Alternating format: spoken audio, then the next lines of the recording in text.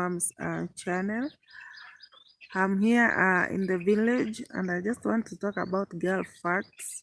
In case you're seeing me, just say hi to me. I love you so much, my family, and thank you for your support. I'm just in the village. That is my sister-in-law there hanging clothes. I just want to talk about girl facts. Some people are asking me like, how do some people find themselves in Gulf? How do you go to Saudi Arabia? So I just want to talk about Gulf facts, how you process to go to Saudi Arabia, yeah, how to you go to Gulf. Let me say that going to Saudi Arabia, it benefits two people. Then that person is going to work. It benefits agent and your boss, because you are going to provide your services. So you are a commodity. You're just a commodity between an agent and your employer. So your employer will pay some money when you, let me be specific about Saudi Arabia. When you go to Saudi Arabia, they just tell you it's free, but once you go there, you just work and pay for everything that they did for you. So they will tell you like, if you have a passport or if you don't have a passport, you can just come to the office. We process everything for you for free.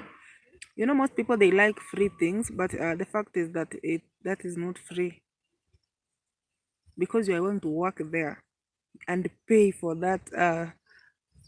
Your services will pay for that money they paid for you to go to the Middle East. So even if you have your own passport, your agent is going to say like, once they are given that form, they feel there's a form they are given by those Arabs.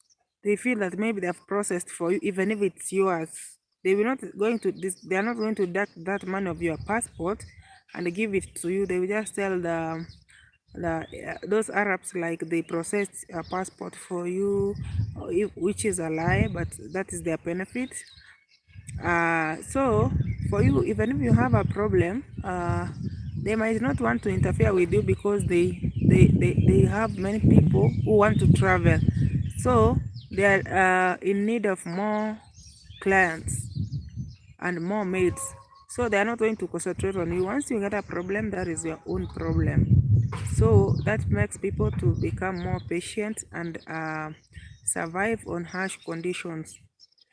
So you get an agent. They take you for a training of 2 weeks, and what they train you is that on how to wash dishes, clothes. But I went for that training, but I didn't see anything that it had maybe different, because most of the things we were taught there were nothing. It's like they're just buying your time so that the process will go fast. I don't think that training is that genuine. It's a way they're just buying your time so that your process will go fast and you get exported as a maid to the Middle East. So some people will be like, are they paid well? How much do they get paid? The fact is that when you are in your country, just like those people who come from Kenya, they tell you like, you know what, we are going to pay you $300 US, of which is a lie. Of which is a lie.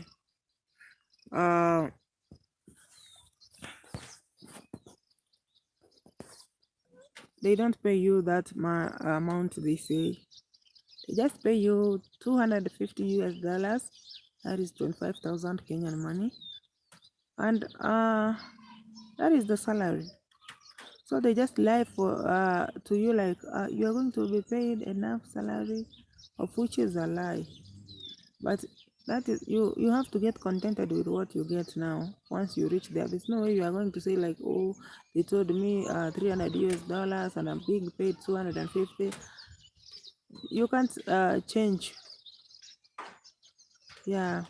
Then there's this thing like, do people pray? Do people read Bible? Yeah, you can go, you can carry your own Bible, and you can read it from your room.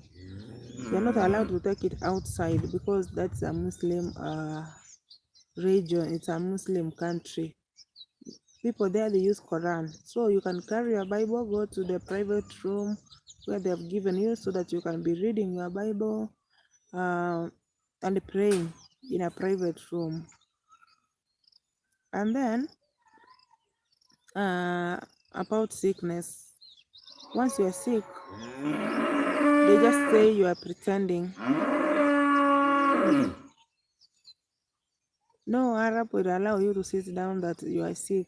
You have to work because they say that we got you money and we are paying you money, so you have to work. So when you're sick, they don't care. They just give you Panadol. If you can't change, they just think that you are pretending. But what I can tell you is that the only thing you can do, and there is power on the knees. Just go down, pray. Pray so that at least God will fight for you. God never disappoints. That is what happens to many people. Prayers work. Prayers are strong weapons in the Middle East. And people, there's somebody was asking me like, if you have a friend in the Middle East, will they be able to help you once you are in a problem? I can tell you, maybe no, mostly no, because you will never be allowed to meet with that friend of yours until you finish your contract and maybe you go back to your country. So there's nothing like, oh, and I have a friend somewhere, I'm going there. If they wrong me, I'll go to my friend and maybe get accommodated. Nothing like that. It doesn't happen. There's nothing like friends in Gulf. Once you go inside that house, that's where you are going to stay for 2 years. Unless when they want to take you to their relative, maybe you help them do something. But if you are they don't take you out, you just stay in that house for 2 good years, then you leave. For me, I never went outside. The only place I went outside was to throw litter. That is the only place I went outside. But most of the time I was staying in the house for the rest of two years and 2 months. That is 26 months. Yeah. So you don't go out. People might think maybe when you are tired, maybe you'll be given off. There's no off. You work from Monday to Monday. There's no off, no going to church. You'll only be working from working hours is just 18 hours. You work from 6. For me, I was working from 6 a.m. and sleeping was just midnight. So working was a must. So you have to work for 18 good hours. But when you leave the country, when you are in that training, they tell you, you know what, you'll be given what you want. You'll be working for 8 hours, of which is a lie. No Arab is going to allow you work for 8 hours. The least you can work is 15, 16, but most people they work for 18 hours. But you'll get used. It is a tough experience, but you'll end up getting used to it. So my viewers, what I can tell you is that I'm so grateful for your support, and continue subscribing to my channel. You saw we have started something with Betty. Betty was that lady who was in Iraq. She's now okay. We did a video together, and we promised each other that we are going to hold one's hand so that she can also rise up and become strong. You can hustle from home.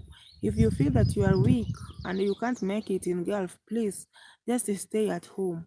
Gulf is not for the faint-hearted, because when you see, if you feel that you are weak, please stay at home. Hustle from home. When I tell you hustle from home, it doesn't mean that maybe I'm jealous. No, it's because I care. I care and I have experience. I have experience that if you force yourself, you go there and life becomes miserable for you, you will end up dying, and it is going to be a problem to your family. So what I can tell you, my viewers, is that in case you have a relative uh, who wants to go to Gulf, let them first check my videos on what happens. What do you do? Are you ready to carry maybe 50 cartons of water in 2 hours and you have other things that are waiting for you? Are you ready to work for 18 hours? Are you ready to stay hungry in case they hide food in the store and go maybe for 2 weeks, leaving you with maybe two loaves of bread that will get maybe will rot? Are you ready to persevere? Ask yourself many questions, because the truth is that people suffer a lot, especially in Saudi Arabia. But if you decide to put God first, and for those people who are working in Gulf, make sure once you get your salary, try to send a 10% of God's offering, maybe to your home church. Connect to your family member who will be paying for you, because that is the only way God will fight for you, and at least you'll get enough energy to finish your contract. God will fight for you. God will not leave you. I have experience. That's what I used to do to a lady who was in my mother church. I used to send her my tithe, but I think that one helped me a lot. It helped me a lot. There's nothing. If you get $250 US dollars, that is 25,000 Kenyan money. Just take 2,500, send back home as the tithe and offering, because in the Middle East, there's no way you are going to pay your tithe and offering. Just pay it back home. If you have families back home who you trust, just tell them to pay for you in the church. They can give you a receipt. That is one way of getting more protection. And be a prayerful person. Make sure you pray every time. Once you see a challenge, just pray for it. That is the weapon. That is a weapon that defeats all Arabs. Prayer is the best weapon. And be courageous. Don't be afraid. If something makes you angry, don't keep quiet and keep crying in private. Just make it public, and show everyone that you are not happy for something that has happened. Next time they are not going to repeat. Any Arab, if you tell them, I don't like this, next time they are not going to repeat. If somebody is shouting to you, just make it a serious matter and become angry and tell this person, I'm not used to be shouted at. So next time if you shout at me, you better return me to the office. That is the way you show them is the way they will treat you. This is a person you met maybe when you are too old. I met my Arab boss maybe when I was 30 years. She doesn't know me, so I have to tell her what makes me feel good or what makes me feel bad. So there's no way I'm going to get ashamed like or afraid. Once you get afraid, you're the only one who is going to suffer. This is a stranger. This is a total stranger. Tell them, I don't like this, I don't like that, and that is it, period. They will change. You will make yourself comfortable at home. So I'm just in the village, and I'm not going to get tired to share these girl facts. In case you have any questions, just ask out. I'll just do a video, or I just respond. Thank you for making me reach the 1,000 subscribers, and now the journey has begun. We are heading to 1,100, and I know that God is good. Everything is going to be okay. I love you so much. This is the theluckymumdebranyanchoka. In case you have not subscribed, consider to subscribe. Meet me in TikTok. It's just theluckymumdebranyanchoka. Follow me in my Facebook page, theluckymumdebranyanchoka, and all shall be well. I love you so much. See you next time. Bye.